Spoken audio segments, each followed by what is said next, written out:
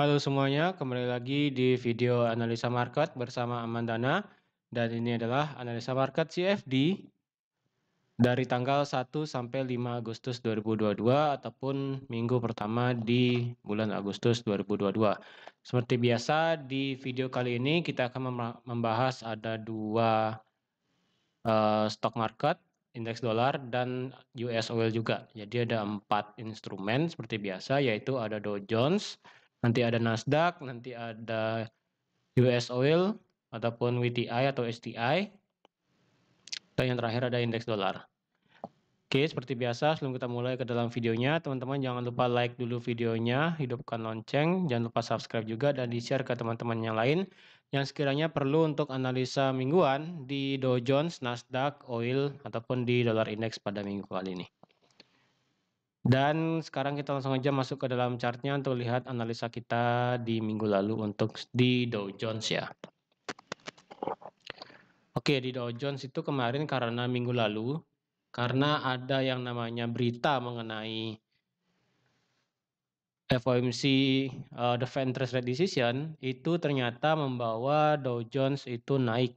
Karena mengapa? Karena seperti yang sudah saya sampaikan juga di analisa fundamental itu adalah Dow Jones, lebih tepatnya indeks dolar itu mengalami pelemahan karena ya dari FOMC-nya itu sendiri karena dia tidak pasti memberikan statement bahwa akankah sampai kelanjutan suku bunganya itu bisa sampai mana, seperti itu. Dan sekarang Dow Jones itu berada di dalam area sideways-nya. Jadi kalau kita lihat juga di Dow Jones itu sekarang dia memasuki range sideways yang ada di sini. Ini range sideways-nya yang pernah kemarin itu cukup lebar, yaitu dari 32.700 sampai ke yang tertinggi adalah 33.200, seperti itu.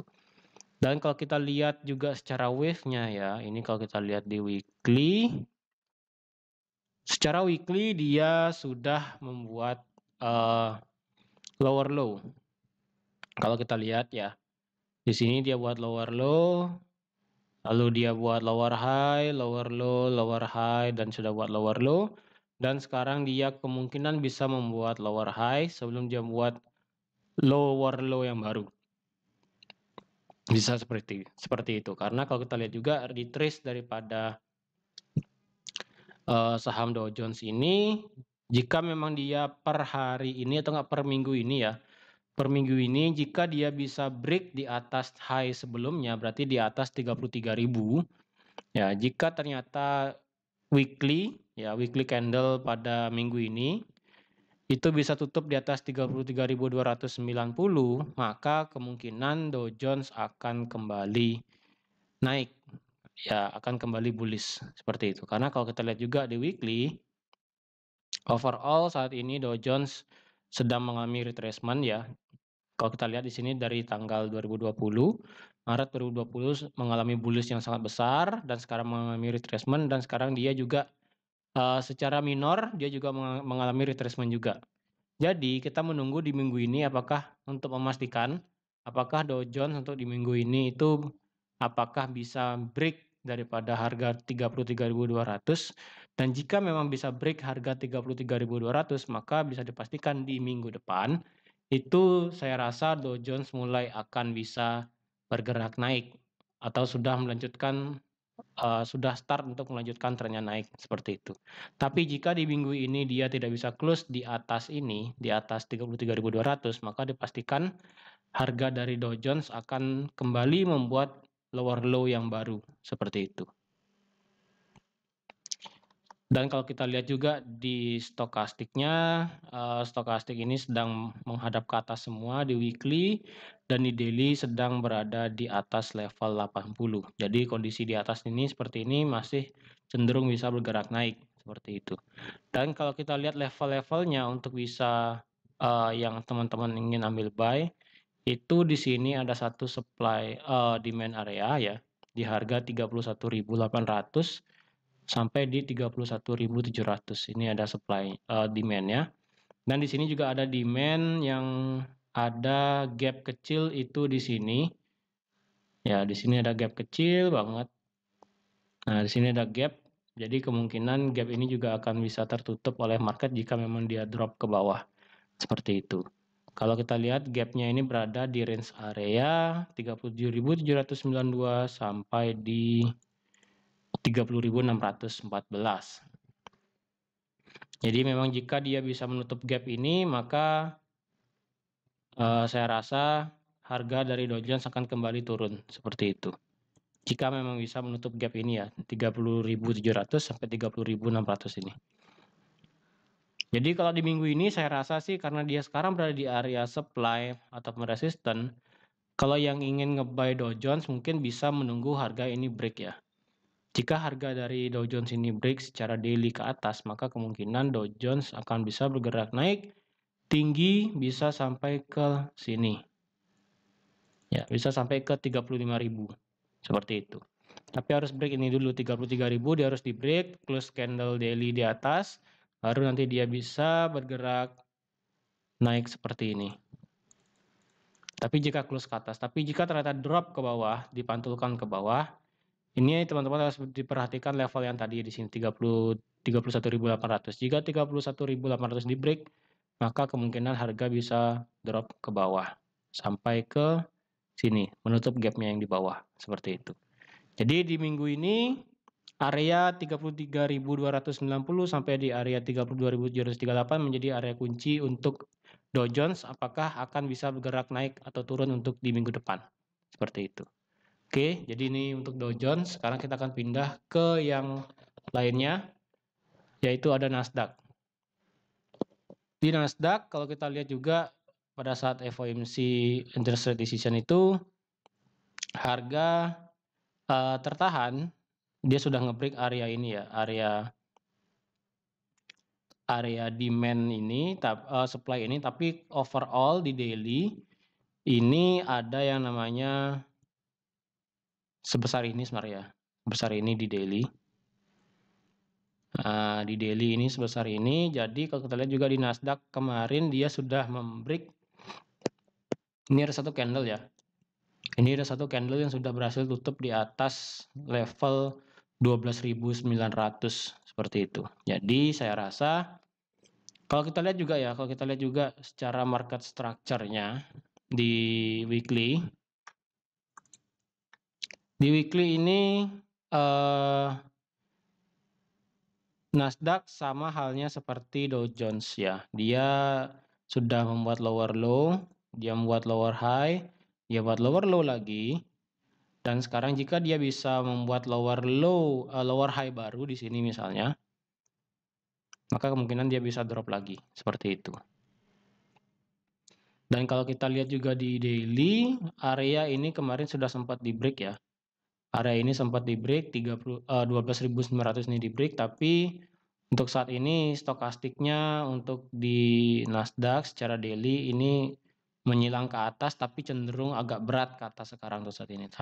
Karena jika memang ini terjadi, takutnya akan terjadi yang namanya bearish divergence, di mana di sini dia membuat naik, sedangkan di sini dia membuat turun. Takutnya seperti itu nanti. Dan jika memang terjadi bearish divergence seperti ini, maka harga dari Nasdaq bisa drop sampai ke 11.000 yang di sini. Tapi dengan syarat dia harus bisa nge-break ini ya. Nge-break di sini dia juga ada demand di sini. Ya, di sini ada demand kecil dan di bawah juga ada demand kecil. Berarti demand-nya kita ada di area ini, demand-nya untuk saat ini ya. Demand-nya itu ada di area 12.000. Ya, demand-nya di harga 12.000.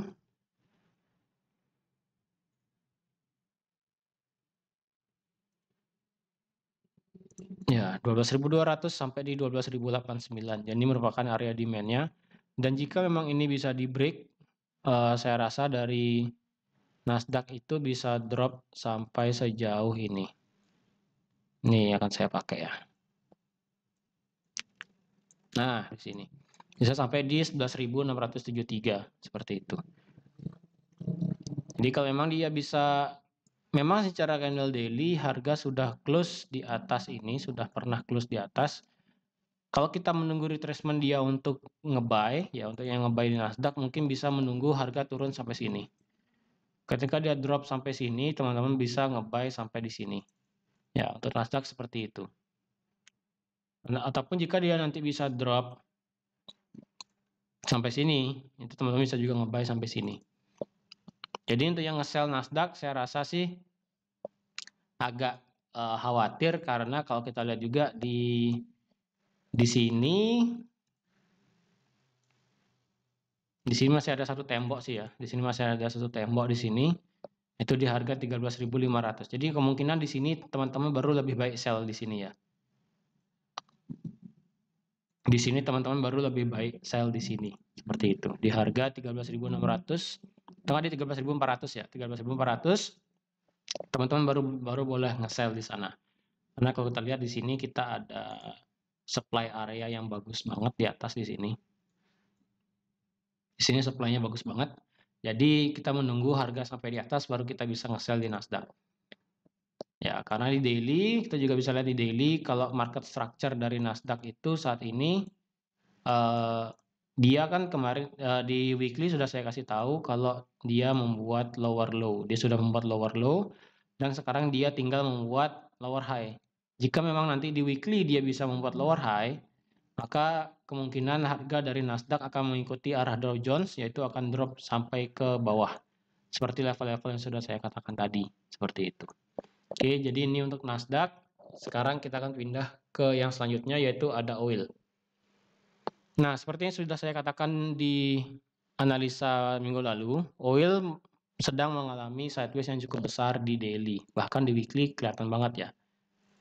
Ini sideways-nya cukup lebar di sini.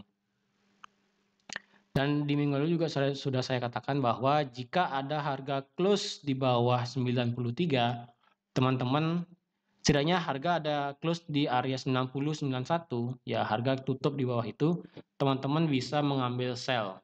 Dan ternyata adalah harga tidak bisa tutup di bawah itu. Jadi yang kemarin yang mantul itu ketika dia sudah sampai ke area ini, dia turun ke bawah, dan ternyata dia bisa naik sampai ke sini. Dan sekarang harga dari oil cenderung sideways lagi. Ya, sideways lagi, tidak begitu lebar. Dan kalau kita lihat juga di daily, secara stokastik dia juga masih berada di tengah-tengah, berarti masih berada sideways juga. Dan arah dari stokastiknya juga mengarah di tengah, tidak naik, tidak turun. Berarti cenderung masih sideways. Di time frame 4 jam juga masih sideways juga, di 1 jam juga masih sideways. Jadi untuk yang ambil posisi di oil, mungkin bisa kembali lagi menunggu ke harga 93 baru bisa nge-buy. Tapi dengan kondisi candle 4 jam, ya candle 4 jam atau nggak daily itu tidak boleh ada yang sampai close di harga 91 atau nggak di 90. Jika ada candle 4 jam yang close di bawah 91 atau 90, maka itu bisa jadi isyarat teman-teman untuk ambil posisi sell. Jadi yang untuk ambil posisi buy bisa switch dulu posisinya ke posisi sell seperti itu. Kalau dia tidak ada yang close di bawah ini, tidak sampai ke 91 atau ke 90, maka teman-teman bisa nge-buy sampai ke sini. Ini target terjauh ya, yaitu 104. Karena di sini kita ada support become resistennya di sini, jadi otomatis di sini merupakan area teman-teman untuk TP. Tapi untuk TP pendek, jika memang sampai sini harga bisa mantul, maka di sini bisa menjadikan acuan teman-teman, yaitu di area ini yang pernah terjadi, yaitu di harga 99. 99 itu bisa menjadi area TP1 teman-teman, dan TP2-nya bisa di 101, dan TP selanjutnya bisa di 104, seperti itu. Ya, jadi untuk di oil untuk saat ini cenderung masih biris. Secara daily, secara weekly, semuanya masih cenderung biris seperti itu. Dan juga stokastik di weekly ini sedang berada di bawah, jadi cenderung tekanan sell juga masih ada. Jadi saya rasa oil tekanannya masih cenderung ke bawah, tapi masih besar sideways-nya seperti itu. Sideways cukup lebar di sini, belum bisa di break antara 124 sampai di 93 seperti itu. Jika 93 di break, maka otomatis harga akan mengejar area 84. Ya, ini area selanjutnya. 84. Oke, jika dia ngebreak ke bawah maka 84, 85 ini akan kejemput. Seperti itu. Setidaknya candle H4 atau enggak candle daily bisa tutup di harga 90 atau 91. Teman-teman bisa ambil posisi sell nanti. Dengan lumayan targetnya bisa sampai ke 85. Seperti itu. Tapi untuk saat ini saya sarankan sih lebih baik tunggu harga ke bawah untuk nge-sell, untuk nge-buy, dan tunggu harga di atas jika ingin ambil sell di sini. Seperti itu. Oke, jadi ini untuk oil. Sekarang kita akan pindah ke yang terakhir, yaitu ada di indeks dolar. Nah, indeks dolar seperti yang sudah saya katakan juga di analisa mingguan, ya, analisa fundamental juga. Memang harga dari indeks dolar itu tidak dibikin naik karena sikap dari The Fed yang tidak mau secara pasti memberikan kepastian kapan akan ada kenaikan suku bunga lagi. Jadi karena harga sekarang sudah turun, jadi ini area-areanya akan saya hapus. Ya, karena kita sudah tidak perlu melihat data ke belakang. Jadi ini ada goal lagi satu ya, jika harga melewati 109, ini titik resistennya ya, melewati 109.294, kita ada satu tujuan lagi satu di harga 110 sampai di 111. Ini teman-teman silahkan scroll ke belakang melalui trading view-nya, itu ke belakang silahkan lihat harga 111 sampai 110 itu pernah terjadi kapan. Itu sangat jauh ke belakang sih sebenarnya. Nah, sekarang harga dari indeks dolar itu sekarang tepat bisa dibilang berada di sini ya, di area support, resisten become supportnya. Seperti kita tahu bahwa di sini ada area resisten, dan ketika harga di break ya, kemarin tanggal 5 Juli, harga kemudian terbang sejauh berapa ini ya, kalau kita lihat ya, dari dia ngebreak sampai yang terakhir tertinggi itu dia bisa naik sampai ke 300 pip ke atas, yaitu naik sebesar hampir 3%, seperti itu. Dari 106 sampai ke 109, seperti itu. Dan sekarang, jika dikatakan mengalami retracement, ya mengalami retracement, karena kita masih ada intact 2 garis trend line di sini yang masih bagus banget. Belum pernah ke break juga ini garis trend line-nya. Jadi otomatis harga dari indeks dolar kemungkinan masih retrace. Dengan harapan ketika dia sudah kena ke 105, nanti dia harga bisa balik naik lagi. Kalau kita lihat secara Fibonacci-nya juga dari dia punya swing terakhir sebelum dia naik, dari sini sampai sini, mungkin problemnya adalah dia sudah nge-break Fibonacci 618 ya. Ya, dia sudah nge-break Fibonacci 618. Jadi kemungkinan dia bisa tertahan di area ini. Jika area ini tidak tertahan, maka otomatis dia akan mengejar Fibonacci 76,8. Tapi jika dia nge-break area 105, kemungkinan harga dari dolar akan bisa bergerak jauh lagi. Ya, bisa bergerak turun. Tapi kita tunggu aja bagaimana dari hasil data-data nanti. Terutama nanti ya di hari Jumat, saya lupa. Di hari Jumat itu kan ada NFP jam 8:30 malam. Kalau saya kasih garis ya, nanti hari Jumat tanggal berapa hari Jumat ya? Hari Jumat tanggal 5 Agustus jam 8:30 ya. 5 Agustus jam 8:30.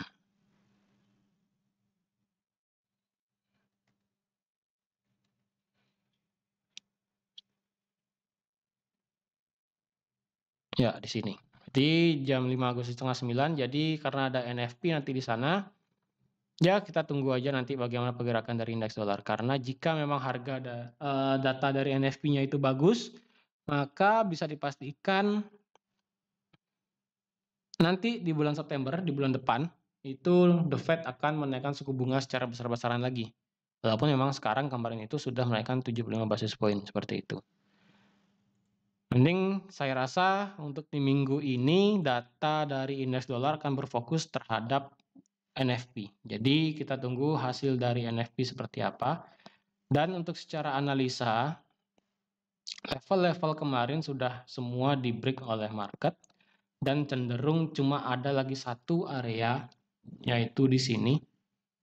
Di sini ada satu area, yaitu di harga 105.19.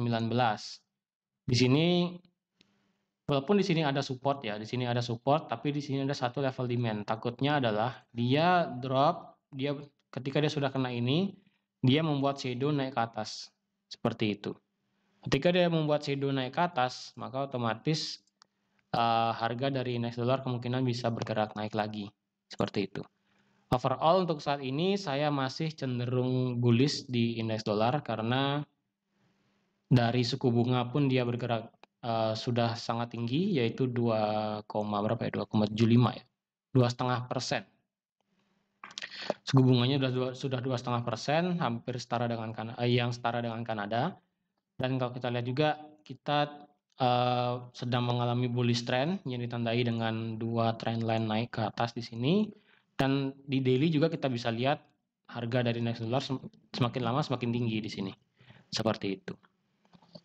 Jadi di sini juga ada lagi satu ya, alasan kenapa saya masih bisa bergerak bullish. Di sini takutnya adalah terjadi yang namanya hidden bullish divergence, yaitu yang dimana dia membuat lower low di stokastiknya, tapi di chartnya dia membuat higher low. Nah, dia membuat higher low yang lebih tinggi maksudnya ya di sini. Dan di sini dia membuat lower low. Dan ketika ini terjadi, maka harga dari indeks dolar kemungkinan bisa bergerak naik. Jika ini terjadi ya, ini kembali lagi jika. Ini hanya asumsi aja, seperti itu.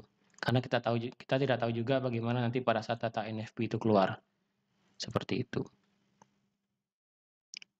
Oke, jadi teman-teman sekian aja untuk analisa 4 instrumen tadi. Sudah ada Dow Jones, Nasdaq, oil, dan indeks dolar. Jadi bisa saya simpulkan untuk di Dow Jones, Nasdaq, dan indeks dolar itu kemungkinan harga baru akan bergerak kencang pada saat mendekati NFP seperti itu, atau bahkan pada saat NFP itu sendiri.